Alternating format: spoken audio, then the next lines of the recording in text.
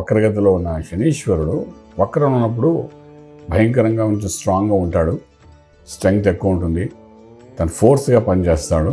ఇవన్నీ జరుగుతుంటాయి. దాని ప్రభావం అనేది మనం ఆల్రెడీ గత 2 నెలల్లో చూస్తున్నాం. రకరకాలుగా మనం దాని యొక్క ప్రభావం చూస్తున్నాం. అంటే నవంబర్ 28 నుండి వక్ర త్యాగం అయిపోతుంది శనీశ్వరుడు. అప్పుడు నార్మల్ మోషన్లోకి వస్తారు. నార్మల్ మోషన్లోకి వచ్చి మళ్ళీ ముందుకు ప్రయాణం చేస్తారు. ముందు ప్రయాణం చేయడం అంటే ఇంకా నెక్స్ట్ లెవెల్కి వెళ్ళడం అనమాట.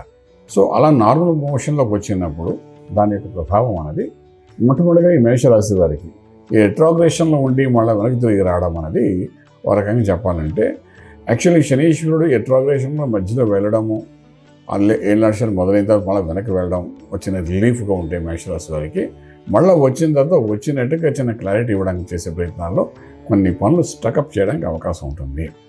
ఏమిటి ఆ పనులు అంటే, ఫైనాన్షియల్ ఆస్పెక్ట్స్లో తీసుకున్నప్పుడు బ్యాంకింగ్ సెక్టర్లో కానీ, లోన్స్ ప్రాసెస్ చేసేదే కానీ, లీగల్ ఇష్యూస్లో కానీ, అదేవిధంగా గవర్నమెంట్తో కాంట్రాక్ట్స్ ఉండి ఆ పనులు చేస్తుంటే ఆ కాంట్రాక్ట్స్ వర్క్స్లో కానీ, దాని పేమెంట్స్ విషయంలో కానీ, వీటన్నిటిని కొంచెం టైట్ చేసి మళ్ళీ రిలీజ్ చేయడం ప్రయత్నం చేస్తారు వాడు.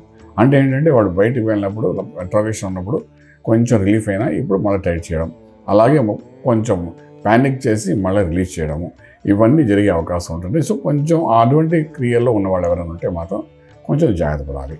రెండవది ఏంటంటే, ప్రొఫెషనల్గా తీసుకునేటప్పుడు ఏంటంటే డిపార్ట్మెంట్, పోలీస్ డిపార్ట్మెంట్లో వర్క్ చేసేవాళ్ళని, గవర్నమెంట్ సెక్టర్లో కానీ, లేదా సెంట్రల్ గవర్నమెంట్ కానీ, లేదా బ్యాంకింగ్ సెక్టర్లో కానీ ఇందులో వర్క్ చేసేవాళ్ళకి ఏంటంటే కొన్ని ప్రమోషన్స్ ఏదైతే ఆగి ఉన్నాయో అవి మళ్ళీ రిలీజ్ అవ్వడానికి అవకాశాలు ఉంటాయి. అంటే వాళ్ళకి నెక్స్ట్ లెవెల్కి వెళ్ళడానికి ప్రమోషన్ కానీ, ఇంక్రిమెంట్స్ కానీ ఏమైనా ఉంటే అది మళ్ళీ కొంచెం రిలీఫ్ అవ్వడానికి అవకాశం ఉంటుంది. అలాగే కొన్ని కోర్టు వ్యవహారాలు ఏమి ఉంటే అవన్నీ అవుట్ ఆఫ్ కోర్ట్ సెటిల్మెంట్స్ అవ్వడానికి అవకాశాలు ఉంటాయి. అలాగే కొన్ని లోన్ ప్రాసెసింగ్స్ ఉన్నాయి. అదేంటంటే హౌసింగ్ లోన్ అంటారు, లేకపోతే కన్స్ట్రక్షన్ లోన్స్ అంటారు, రకరకాల లోన్స్ తీసుకుంటారు. ప్రాజెక్ట్కి లోన్స్ తీసుకోవడం, ప్రాజెక్ట్ అంటే ఆ బిగ్ ప్రాజెక్ట్స్ 100 crores 200 crores అలాంటివి, వాటికి లోన్స్ కోసం ప్రయత్నం చేస్తారు బ్యాంక్ సెక్టర్ నుండి. అది రిలీజ్ అయ్యి కొంచెం ఎలాగైనా ఇబ్బందికరంగా ఉంటే అది కొంత రిలీజ్ అవ్వడానికి అవకాశం ఉంటుంది.